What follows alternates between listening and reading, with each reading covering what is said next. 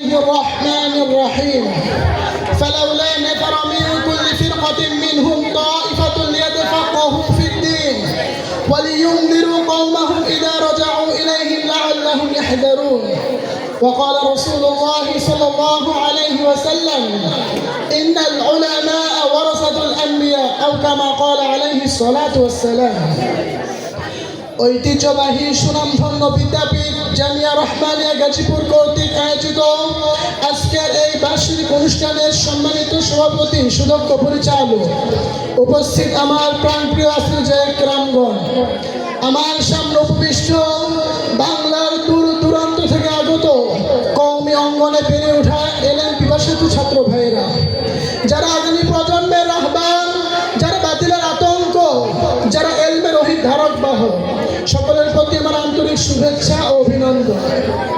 আজকে আমার বক্তৃতার বিষয়বস্তু বর্তমান প্রেক্ষাপটে কওমি মাদ্রাসার অবদান। উক্ত বিষয়ের উপর সময় সংক্ষিপ্তে খোদা প্রদত্ত তৌফিকে কিছু আলোকপাত করার প্রয়াস চালাবো। আমার তৌফিকে ইল্লা বিল্লাহ।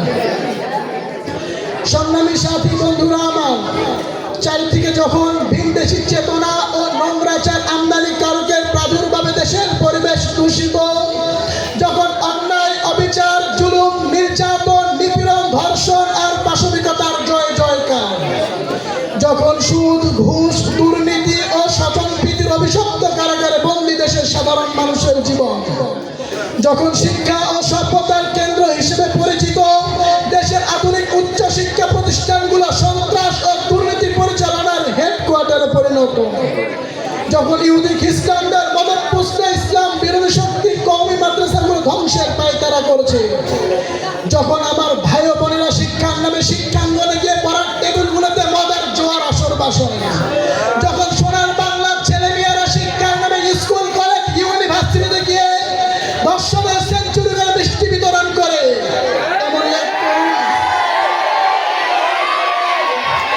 এক করুণ মুহূর্তে জাতিকে কওমি মাদ্রাসার অবদান সম্পর্কে অবগত করা নিঃসন্দেহে গুরুত্বের দাবিদার।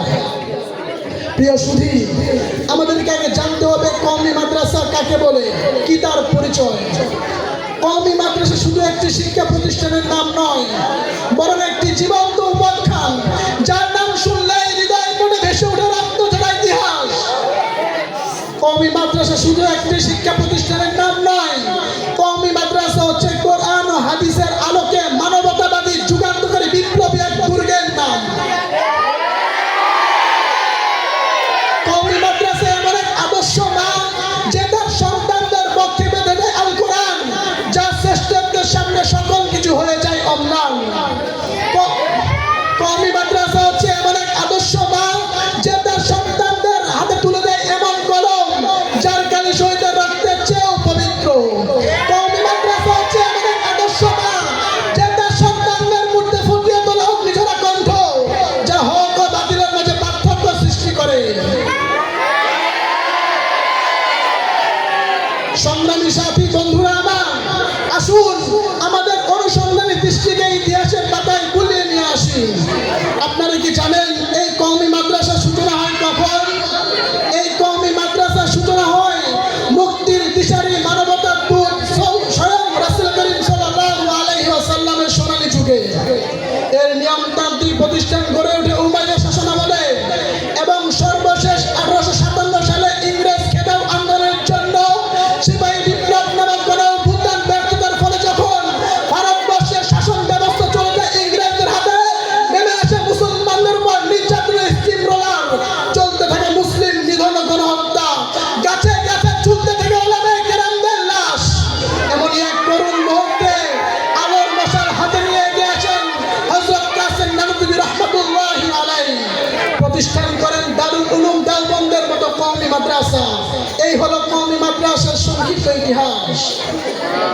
সংগ্রামী সাথী বন্ধুরা আমার, একটি সমাজকে আদর্শ সমাজে পরিণত করতে হলে স্বাধীন ভূখণ্ডের পর সর্বপ্রথম প্রয়োজন হয় আদর্শ নাগরিক, আর সমাজে আদর্শ নাগরিক তৈরি করতে প্রয়োজন হয় আদর্শ শিক্ষা, আর এই আদর্শ শিক্ষার প্রশিক্ষণ কেন্দ্রই হচ্ছে কওমি মাদ্রাসা।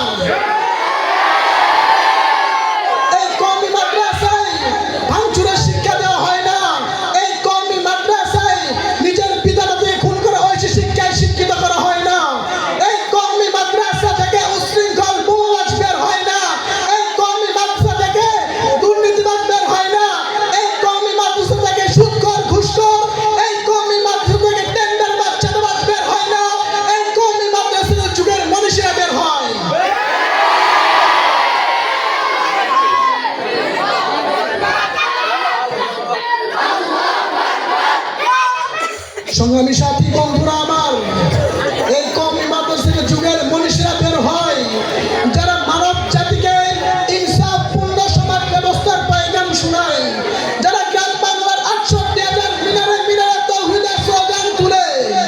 শুধু তাই নয়, যে দেখুন 10 তাবরিজের ময়দানে শাইখুল হাদিস আল্লামা আজিজুর রহমাতুল্লাহি আলাইহি, লক্ষ্য করুন তাসাউফের ময়দানে হাকিমুল উম্মাত মুজাদ্দিদ মিল্লাত আশরাফ আলী থানভী রহমাতুল্লাহি আলাইহি, এবং আমির আজম শাইখুল হাদিস আল্লামা আমির মুফতি আমির রহমাতুল্লাহ আলাইহি, হাজার হাজার উলামায়ে কিরাম তার জ্বলন্ত দৃষ্টান্ত, যাদের মাধ্যমে হাজার হাজার লক্ষ লক্ষ কোটি কোটি মানুষ হেদায়েতের পথে এসেছে।